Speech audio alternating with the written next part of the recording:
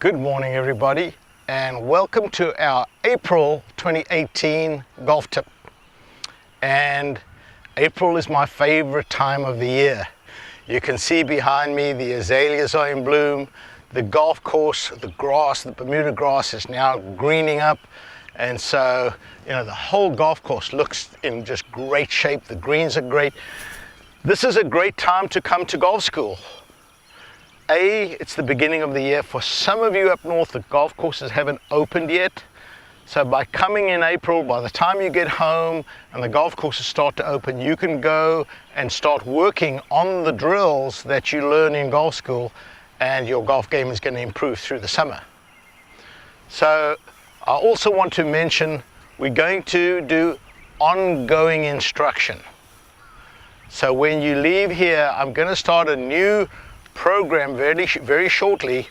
There's a company called MySport, MISPORT, and they are building a platform for me to be able to do online teaching.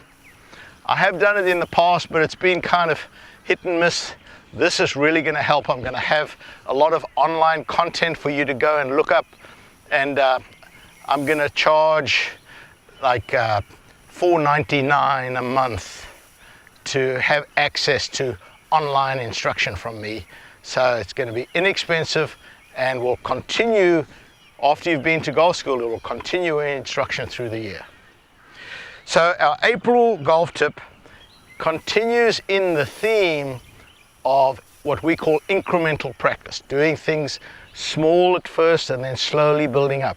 And a lot of people, when they come to golf school, ask me, when we're doing short game, ask me about the flop shot. How do I play the flop shot? Well, first of all, it depends on your handicap level. You don't want to try and learn a flop shot, if you're a high handicap. It's a very, very difficult shot. So there's safer shots to play. There's a pitch shot, there's a chip shot, there's a bump and run. Those are the shots I teach the higher handicaps because they're safe. But for those of you that, if you're less than a 10 handicap, I would say you want to put this in your arsenal. So what you want to do with the flop shot, the first thing you want to do when you lay the club down, so I'm going to use the lob wedge, the most loft. When you lay it down on the ground, you're going to open the club face and then take your grip. You do not want to take your grip and then open the club face, because the hands are now going to be here. When I swing, my hands are going to try and revert, and I'm going to end up with the normal 60-degree loft. I want a lot more than that.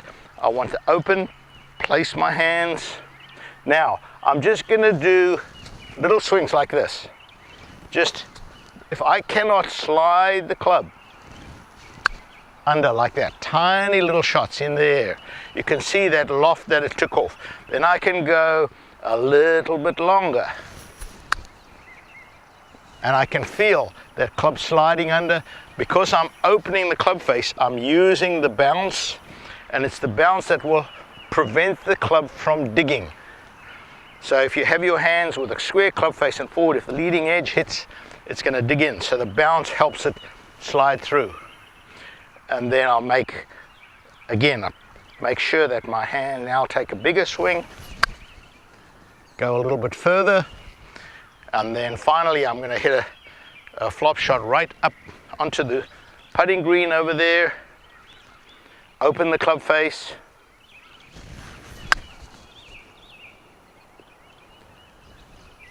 so incremental practice. Start off with little shots, and when you teach yourself these little shots, you're going to use those shots occasionally. When I've got a tiny little shot around the green, the flag is really close, and I just need to fly the ball in the air a short distance, but maybe the green slopes away from me, I'm going to try that shot. I'm going to take that and just hit a little shot like that, land it on the green. But because it lands softly, it's not going to run away from me. So add this shot to your arsenal. Practice it on the range, where it doesn't matter if you had bad shots, but after you've worked through it a bit, you can become a really good player. Enjoy.